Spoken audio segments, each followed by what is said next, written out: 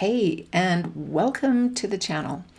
If you are in that my turn stage of life and you're looking to learn more about the fundamentals of creating and manifesting, aligning with who you truly are, getting clear on what you truly want, and creating more of that in your everyday life, then this is the place to be. So this morning I was asked a question about, hey, I'm an overthinker. How does this work for me? How does it work that I experience the feeling of my own thinking? What do I do if I'm an overthinker? First of all, I invite you to find other words to describe what's really happening. The I am an overthinker? No, there's no such thing. Because what is really happening is that you are spending a lot of time thinking about this one thing. But I guarantee you are not doing that with every thought that passes across your mind in your day-to-day. It's just impossible. And you don't do it. There are many topics and areas that you don't even give a second thought to. So no one is an overthinker. Of course, you have many thoughts crossing your mind throughout the day. Your attention may not even light upon some of them. And some of them, your attention might be caught by it. And then you might think a little more about it. If you feel that you are overthinking something, it is because you have made some kind of meaning up about this particular topic, and you are likely caught on it. Let's use a conversation that happened, and someone said something to you, and it caught your attention, and it's like, what do they mean by that? But you didn't ask at the time, which is a whole nother conversation. You didn't ask at the time, what do you mean by that? But after, you was like, what do they mean by that? And then you start to make meaning of it. Well, what are they thinking? What does that say about me? Are they saying this? You come at it from an angle of something's wrong, and you have resistance to the meaning that you made about what was said.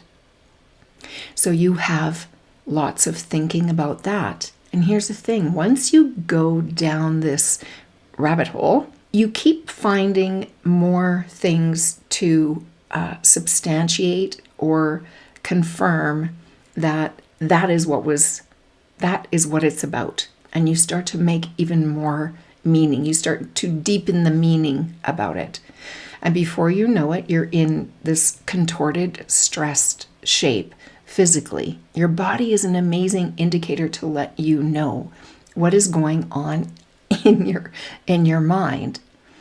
Okay, I just want to pull this back a layer, because when you're feeling stress and strain and contortion and contraction in your body, it's meaning that you're not in alignment. Such an overused word, but it's good. You're not in alignment with who you really are. You're actually working against the wisdom that's naturally coming up within you to guide you every moment of every day. So you can use your body as an indicator of when you're going with the flow and thinking about it in an intuitively wise way. Because what could have come up was, hey, what did they mean about this? Well, what is that? Were they meaning this? And as soon as you catch what's happening, you can pick up the phone and say, hey, just had a thought. What did you actually mean about that? Because I was starting to make a story up about it, and I don't want to do that. I just want to know what you were thinking. What the meaning really was behind it from your perspective. It could be that clear, that simple. But we kind of forget that we have the option many times to confirm something, whether the meaning that we're making of it was even intended or not. You're always in relationship only to your own thinking about anything. When it's something that we're resisting, those are the things that we tend to kind of overthink. We distrust, we don't like it, we're resisting it. So our mind goes about trying to find a way to make sense of it and to figure out an answer and to like, what should I do about it?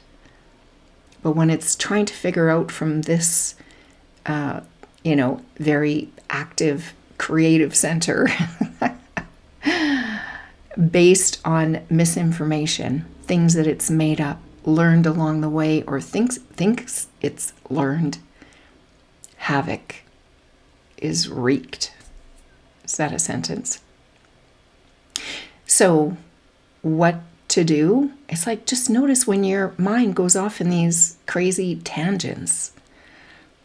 Also remember that you're human. It's going to happen. You're going to forget. You're going to spiral down these rabbit holes at times. But honestly, the more you catch this, stop it in its tracks, and really stopping it by just noticing it. Notice that it's happening. As soon as you notice it, you're sort of slicing through the habitual thinking pattern and stopping it. What to do then? Maybe nothing, because you might have given your wisdom enough space to come up in a quieter space in mind, that you'll just know what to do as soon as you drop the thoughts about it. Just carry on. We're creating every moment of every day. 2 things I'd like to just invite you to have in mind. That one is your language. The I am statements. Really get curious about when you're saying, I am an overthinker, or I am whatever, because you are not that. First of all, you don't overthink 100% of the time. I already mentioned that.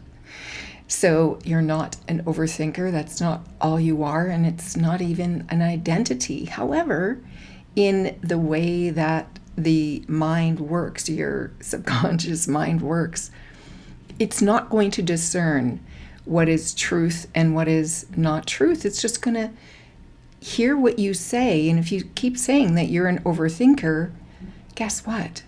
You're going to overthink a lot. Or maybe more. Just try and drop that I am about anything. Get curious about the language that you use. And often the language that we use, it's silent. It's not necessarily exiting our mouth, but it's in our head. I'm so this, I'm so that. That's me. That's how I am. That's what I do. That's what I always do. Those kinds of things. Start to really catch that. Catch what you're saying. Because what you are saying, whether you're speaking it out loud or it's just in your head, you are creating more of that for yourself. And then just get curious. When you say, I'm an overthinker, it's like, well, what is overthinking? What is it? And that's what I hope, comes across in this little video, to kind of break those things up. Don't let it slide. Especially when it's something that you see you've become used to. It's familiar to you.